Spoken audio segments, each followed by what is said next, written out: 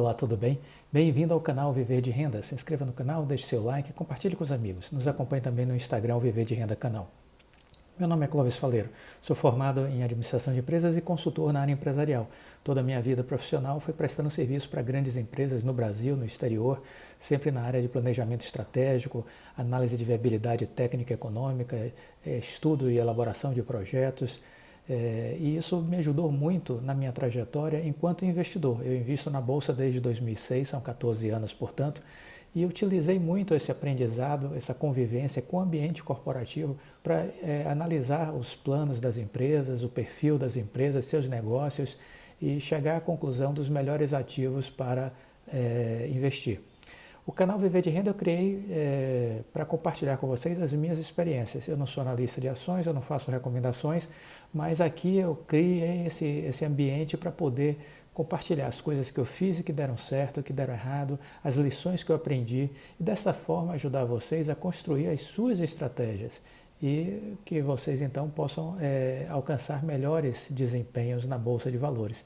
Em especial, aprendendo com as minhas lições para que vocês não repitam os erros que eu já cometi. Esse é o intuito do canal.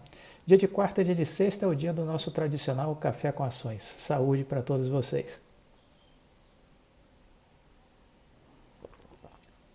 O Café com Ações foi criado para a gente fazer um giro de notícias das coisas que mais me chamam a atenção com relação à economia, à Bolsa de Valores e investimentos.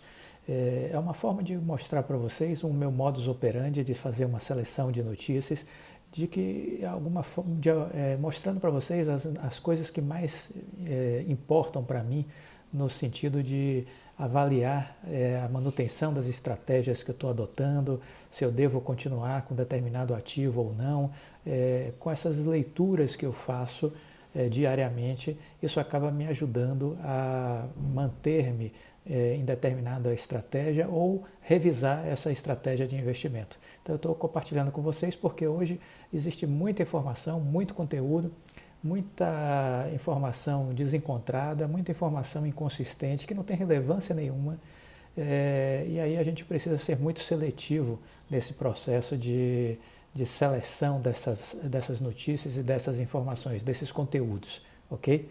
Então essa é a ideia do Café com Ações.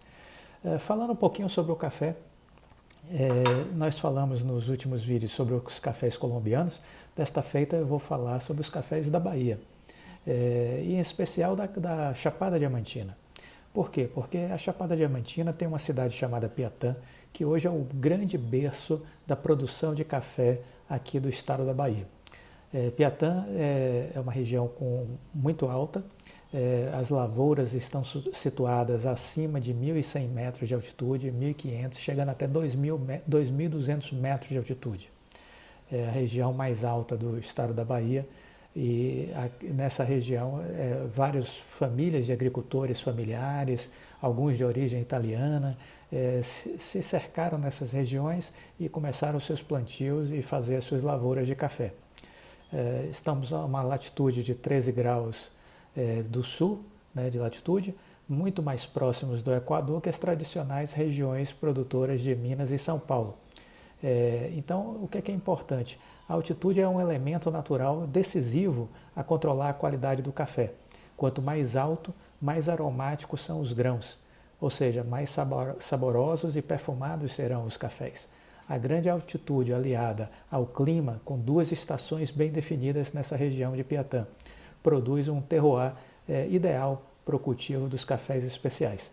Esses cafés são produzidos nessa região e já alcançaram diversos prêmios internacionais, inclusive sendo eleitos como o melhor do café do Brasil no prêmio Cup of Excellence 2009 e o segundo melhor do café do Brasil na edição de 2011, entre outros prêmios que também já foram para a região.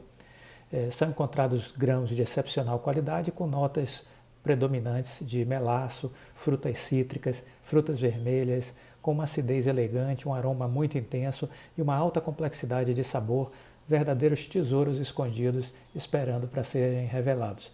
Então, um brinde a vocês, recomendo que procurem os cafés da Chapada Diamantina, em especial eu geralmente consumo o café chamado Rigno e um outro café chamado Latitude 13. Então vale a pena vocês procurarem na internet e experimentarem. Vamos ao nosso giro de notícias. Muito bem, o que me chamou a atenção esses dias? Em primeiro lugar, vamos falar de vacinas, né? Começou finalmente a vacinação nos Estados Unidos e no Canadá. Em primeiro lugar nos Estados Unidos, essa semana, né, foi feita até uma enfermeira que foi escolhida para ser vacinada no dia 14. Então a campanha nos Estados Unidos começou com a utilização da vacina da Pfizer, da BioNTech, entendeu? Então essa é uma excelente notícia. O governo Trump está já estimulando para que até o fim do ano já comece a ganhar escala esse processo de vacinação nos Estados Unidos. E o Canadá da mesma forma, e já tínhamos no Reino Unido iniciado também a vacinação. Isso é importante porque o mundo está sofrendo ainda, né, com essa questão da pandemia, e isso mexe com as economias, trava as economias, então é importante o mundo tentar voltar à normalidade, e a normalidade passa por vacinação, não tem jeito. Uma outra notícia importante saiu no dia 15 de dezembro e foi falando que o serviço lá de regulação de remédios, medicamentos, vacinação, né, que é o FDA, ele deu o parecer positivo para a utilização da vacina da Moderna. Então vai ser a segunda vacina a ter autorização nos Estados Unidos. A agência reguladora confirmou que o tratamento tem uma eficácia de 94%, de acordo com os resultados revisados da fase 3, e o FDA se mostrou bastante otimista com a utilização da vacina da Moderna. Ela deve começar a ser utilizada ainda esse ano nos Estados Unidos. Então, mais uma notícia importante, segunda vacina sendo autorizada nos Estados Unidos. Já foi liberado o uso da vacina. Isso também foi notícia no Washington Post.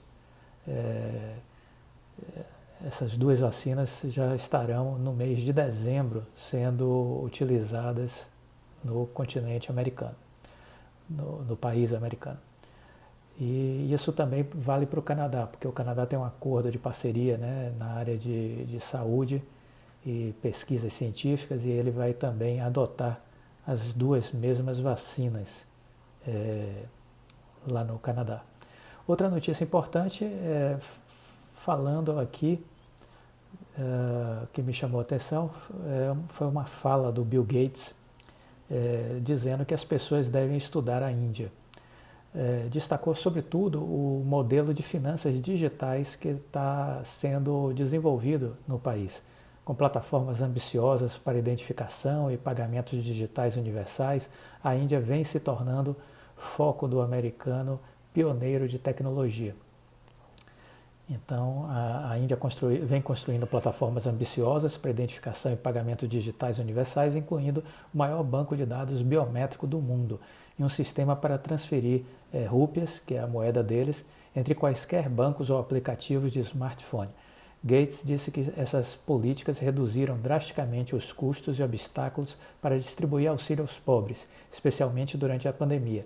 Se as pessoas querem estudar um país agora, além da China, eu diria que deveriam olhar para a Índia, disse Gates no Singapore Fintech Festival na terça-feira dessa semana. As coisas estão realmente avançando e a inovação em torno desse sistema é fenomenal. Os pagamentos digitais decolaram depois que o governo indiano forçou a desmonetização em 2016, invalidando a maioria das notas bancárias de alto valor do país, na tentativa de conter a corrupção e afastar os indianos do dinheiro em papel. A Interface Unificada de Pagamentos, ou UPI na sigla em inglês, foi auxiliada pelo uso crescente dos smartphones e pelas taxas de dados sem fio que estão entre as mais baixas do mundo. A Índia exige que as empresas usem essa plataforma para que os pagamentos possam ser transferidos facilmente entre todos os serviços, incluindo os do Facebook, Amazon, Walmart, Paytm e qualquer novo operador. Também são exigidas taxas zero para o usuário. A Índia é um grande exemplo disse o presidente da Fundação Bill e Melinda Gates durante a conferência virtual. Sua organização agora está ajudando alguns países que não têm padrões estabelecidos a implantar sistemas semelhantes, baseados em tecnologias de código aberto. O sistema biométrico da Índia, chamado de Aadhaar, ou Fundação em Hindi, levantou questões de privacidade porque também pode ser usado para vigilância governamental de cidadãos. O primeiro-ministro Narendra Modi se opôs ao sistema antes de chegar ao poder, mas desde então o adotou. Países como Rússia, Marrocos e Bangladesh manifestaram interesse na abordagem. As coisas digitais em geral, aprendizado remoto, telemedicina, finanças digitais, estão sendo muito bem impulsionadas no país, disse Bill Gates. Então, embora a pandemia tenha sido terrível, ela estimulou algumas dessas inovações tecnológicas, incluindo a rapidez com que fabricamos vacinas. Então, temos aí consequências, né, de um país que vinha enfrentando a pandemia, que necessitava do isolamento, e além disso, um país que vinha enfrentando problemas com corrupção, e aí a gente vê inovações sendo desenvolvidas na área tecnológica para resolver esses problemas e gerando novas oportunidades de negócios, de interações, facilitando a vida das pessoas. A Índia, portanto, deve entrar no nosso radar aí enquanto país de inovação, de desenvolvimento de novas tecnologias, novos processos que podem impactar não apenas aquele país, mas podem acabar, de alguma forma, criando novos paradigmas, novos modelos de negócios, novas possibilidades de negócio para o mundo inteiro. Então é preciso ficar de olho no que está acontecendo na Índia, portanto, esse é o alerta do Bill Gates. Aqui eu queria destacar uma informação, porque eu costumo sempre dizer que para mim os Estados Unidos é um país que me empolga, entendeu? É um país muito interessante e é interessante por quê? Por conta da sua seriedade, entendeu? É um país que tem uma justiça que funciona e que ela funciona de forma exemplar e ela é muito dura. E os procedimentos são respeitados, não existe essa coisa de jeitinho. Então, uma notícia que saiu no New York Times falando exatamente de uma família que tentou embarcar num voo da Delta Airlines, chegou a entrar a bordo, e todos os pais, né, o rapaz e a moça com as máscaras e uma criança de 2 anos, que tinha que colocar máscara. Mas aí, sabe, uma criança de 2 anos tem problema às vezes de não querer ficar com a máscara, e a criança toda hora ficava tirando, antes do avião decolar. E aí o comissário veio e disse, olha, o seu filho vai ter que utilizar máscaras, é a norma da companhia. Estamos atendendo um procedimento do FDI, que é o Sistema Nosso de Saúde, de vigilância contra problemas da pandemia. E aí a criança não quis, e o que aconteceu? A tripulação, então, retirou a família do avião da Delta, né? A família depois fez um bafafá nas redes sociais e tudo, mas a Delta foi impecável na sua resposta. Disse, olha, a segurança dos nossos passageiros obedecem os padrões determinados pela nossa Agência Nacional de Saúde, que é o FDI. E ela recomenda que crianças a partir de 2 anos de idade utilizem as máscaras. O seu filho não quis utilizar as máscaras, vocês não conseguiram convencer a criança à utilização das máscaras. O que nós tínhamos que fazer, fizemos. Foi retirar vocês do voo para preservar a segurança dos passageiros. Então, é assim que funciona. E aí a gente, quando compara com o Brasil, a gente vê a grande confusão que é o nosso país, né? Que as autoridades não exercem o seu poder de autoridade, as pessoas não têm o conhecimento necessário, mas, sobretudo, a questão do exercício da autoridade. O não exercício da autoridade leva as pessoas a tentarem fazer as coisas ao seu modo, do seu jeito e, de alguma forma, burlar e desrespeitar os códigos de conduta, os padrões estabelecidos. Nos Estados Unidos isso não tem jeito, entendeu? Então, sempre vale a pena a gente aprender com a sociedade americana, porque é um país, tem seus erros, tem seus equívocos, mas é um país que tem muito a nos ensinar. Por falar em Brasil, o que é que a gente pode falar sobre o Brasil? O Brasil teve a sua pior década de crescimento desde 1901 e o tema fiscal será o grande desafio para 2021 e 2022. Essa afirmação foi feita pelo Credit Suisse. O péssimo desempenho na década reforça a necessidade de aprovação de reformas para tornar a economia mais competitiva e eficiente. Esse é o diagnóstico do banco e isso fica como recado para as autoridades brasileiras e mais, isso fica de alerta para os investidores estrangeiros que estão pensando em investir no Brasil, que precisam olhar para essas questões fiscais antes de decidir aportar o seu recurso. Então, eu diria, eu venho falando sobre isso já há algum tempo nos programas do Café com Ações e o Brasil é o seu pior inimigo. A política é a pior inimiga do povo brasileiro e da economia brasileira. Porque se a gente não estiver atento a essas urgências que o país necessita, realmente a gente vai ficar para trás. Os investidores que poderiam vir para cá beneficiar o crescimento do país, a retomada do crescimento do país, não vão vir. Só depende dos nossos políticos. Agora, nós como sociedade precisamos aprender a cobrar dessas pessoas, afinal eles foram eleitos por nós, né? Esse Congresso que aí está é reflexo da sociedade brasileira, fomos nós que elegemos eles. Então temos que aprender a cobrar dessas pessoas, porque depende do que eles vão fazer para que o nosso país possa recuperar o tempo perdido. Finalizando o Café com Ações, eu queria destacar que o Colégio Eleitoral confirmou na noite de 14 de dezembro a eleição do presidente Joe Biden. Finalmente foi decretado oficialmente a vitória do candidato Joe Biden, foi dado como eleito e agora parte apenas para um reconhecimento disso no início de janeiro. Mas o Colégio Eleitoral decretou a eleição do Joe Biden. Os mercados estão felizes da vida, os mercados de investimentos, né? Sobretudo os americanos, a Dow Jones batendo recordes, o Standard & Poor's, a Nasdaq, porque os investidores entenderam que essa mudança seria benéfica. Né? E por que é benéfica? Porque ia acabar aquela instabilidade que o Trump criava dia e noite, passando tweets e criando confusão à torta e direita, entendeu? Isso prejudicava o mercado financeiro, porque cada dia tinha um estresse diferente. Eu, enquanto investidor, vivi isso na Bolsa. O Trump dizia alguma coisa, a Bolsa despencava. O Trump dizia outra coisa, a Bolsa despencava. Então eu vivi isso de perto, enquanto investidor.